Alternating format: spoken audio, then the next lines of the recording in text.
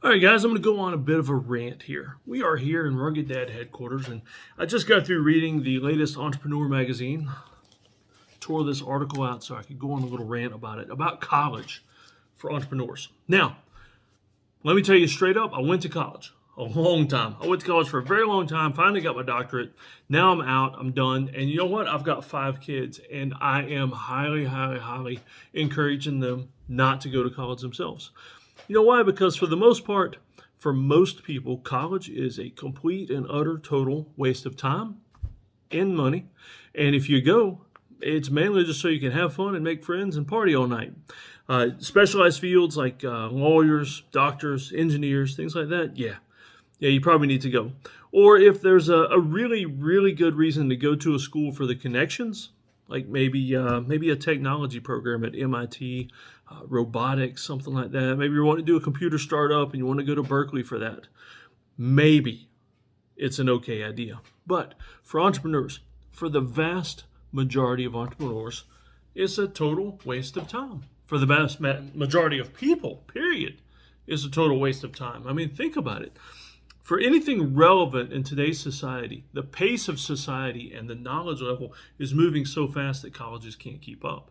I'm involved in the cryptocurrency market right now, and somebody asked me the other day, where can I learn about this stuff? Is there a degree? Is there a book? I told them, no, this stuff is moving so fast, you can't even read a book about it and be up to date. You have to just stay on top of things online with it. And so let me tell you, the purpose of my rant is because Entrepreneur Magazine, which should be focused on actual relevant entrepreneurial activities, put out this list of top schools for entrepreneurs. It is an entrepreneur special report. Must be really special. So let's look at this. So a few things I wanted to point out. Number one, why would Entrepreneur Magazine put out a special report on schools for entrepreneurs? You might think, well, they want to help entrepreneurs know which schools to go to, which ones are the best, which ones are the cheapest, have the best reputation, things like that. No, let me show you this. Every other page is an ad for a college. We've got Michigan, we've got, imagine that. All the colleges that are in the top 10 listings have ads. We've got Florida Gulf Coast, University of Louisville, Kentucky, Tecnológico de Monterrey. We've got Florida Atlantic. I mean, basically every school they've rated has a full page, and some of even 2-page ads, like Miami University with a cute unicorn. So they sold ads. That's why they did it. All right, that's one of the reasons. Now, let me look at this stuff. Let's see, number of entrepreneur-related courses offered. So that's the first rating. And these range everywhere from, it looks like in the 20s on up. Good grief. University of Michigan has 209 entrepreneur-related courses. I'm going to have to look that up because I'm actually curious what exactly they're offering for entrepreneurs. Is it relevant? Is it even useful? I don't know. So number of students enrolled in entrepreneurship classes, that's a decent rating. Now this one is pretty scary because I've got a good friend that went to an MBA program. And I've spoken to him some about it, and he graduated because he didn't want to spend all the time and not get the degree. And I asked him, like, how many of your professors actually had businesses? Or even better, currently have businesses? Because I got to be honest with you, if they currently have a producing business, chances are they may not want to be a professor. What's in that for them? Unless they're just wanting to pass on some knowledge. I've known quite a few people that were failed entrepreneurs that became business professors. That seems to be quite a few also. But look at this. The percentage of faculty with entrepreneurial experience. Now, one would hope that the vast majority of the faculty that's teaching entrepreneurial classes would have actually been entrepreneurs. I mean, any degree program, how would you like to be taught how to be a medical doctor by someone that has, never been a medical doctor? How would you like to be taught how to be a lawyer by someone that has never, ever been in a courtroom? Or an engineer by someone that's never designed a building? Now, like I said, there are some good reasons why these professionals might become professors. Retirement, that's a really good one. A different pace, wanting to carry on a legacy, something like that. But let's get back to entrepreneurs. Percentage of faculty with entrepreneurial experience. Let's see. Drexel University, 100%. Actually quite amazing. And not many of them like that. Temple University in Pennsylvania, 48%. So less than half. University of Maryland, 44%. Less than half the faculty actually have entrepreneurial experience. What the heck are these folks teaching? They're certainly not teaching something they actually know.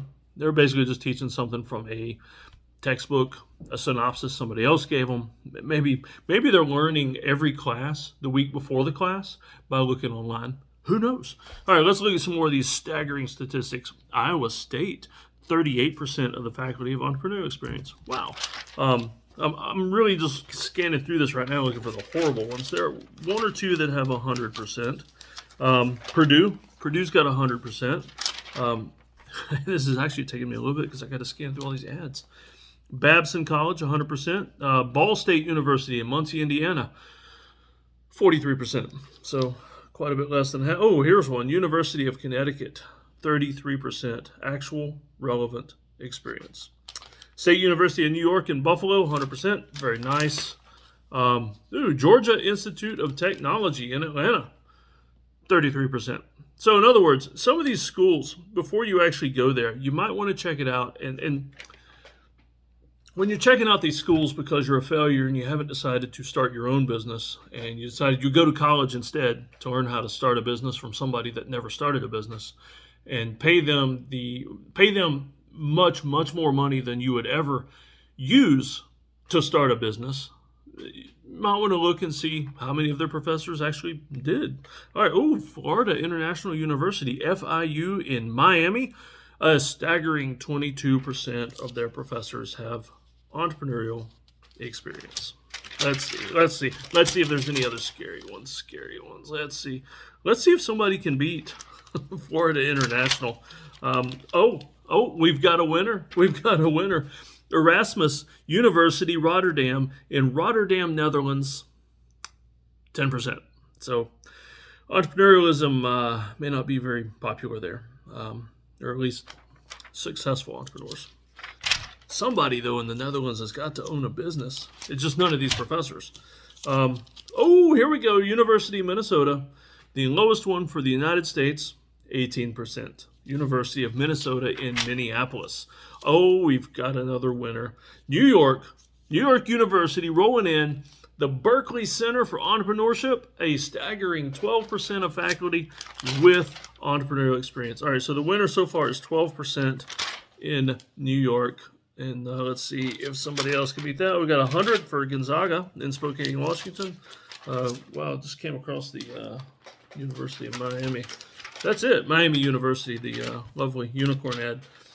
Wow, look at this. At least 12 unicorns founded or led by our alumni since 2012. So it's 2023 now. So in over a decade, they have had at least, they use the words at least, kind of makes you wonder what they're trying to say there.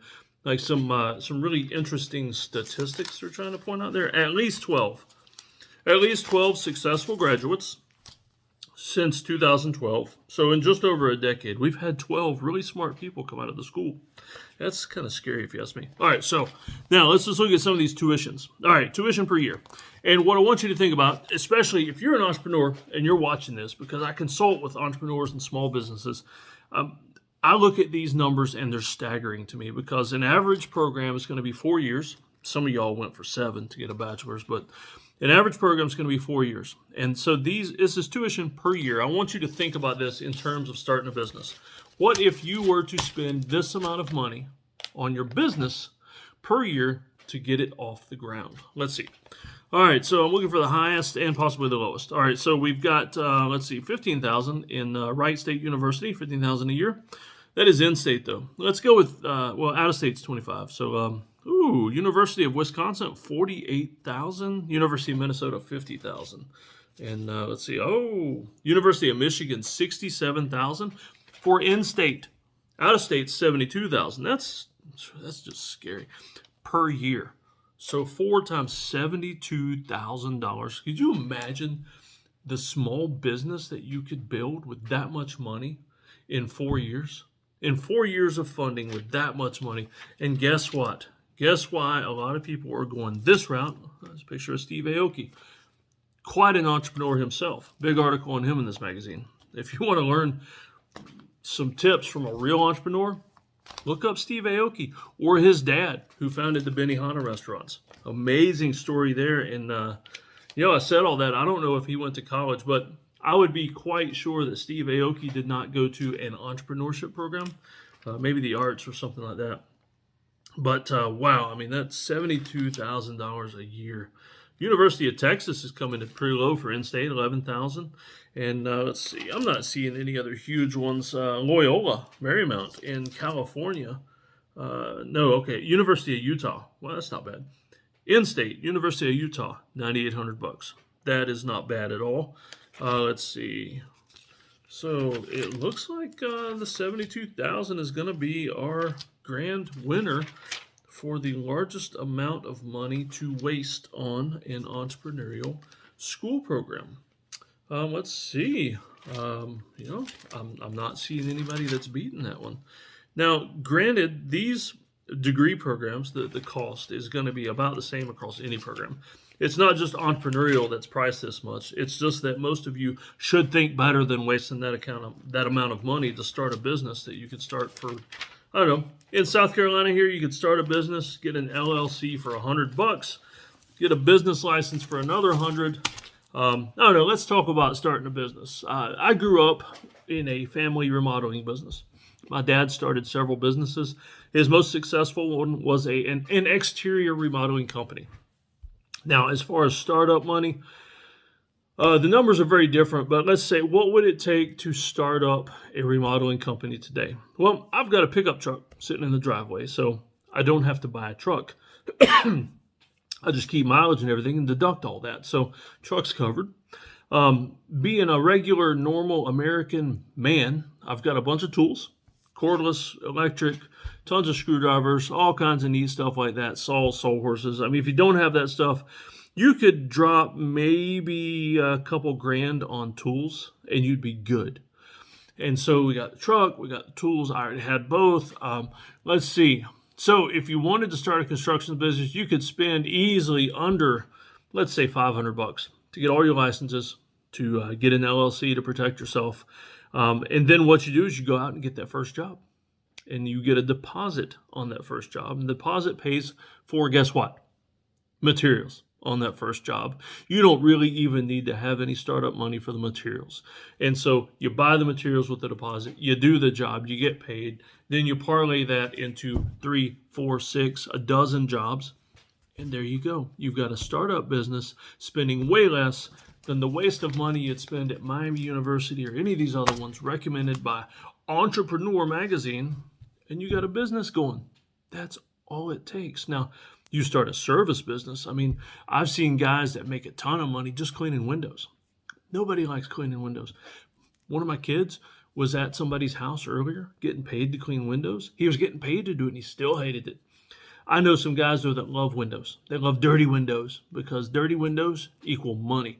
Well, how much money would it take to get started up doing a business cleaning windows? Well, you probably wouldn't really need the LLC and all that. So startup costs are even easier. Something small like that until you get bigger. I mean, don't tell anybody I told you, but you don't really even need a business license. Now, yeah, legally you do, but really you could get started cleaning windows and making money. I mean, when I was a kid, I made a ton of money just mowing yards. My dad let me use his lawnmower. I paid for the gas, and I pushed my little lawnmower all over the trailer park and made enough money to pay for all my comic books and all my baseball cards. Never needed a business license or workers' comp or anything like that. Now, if you get employees, you got to get the workers' comp. But if it's just you, man, go out and buy $25 worth of good rags and some Windex and a ladder. Ladder might cost you, I don't know, what's a blue ladder at Lowe's costs $250.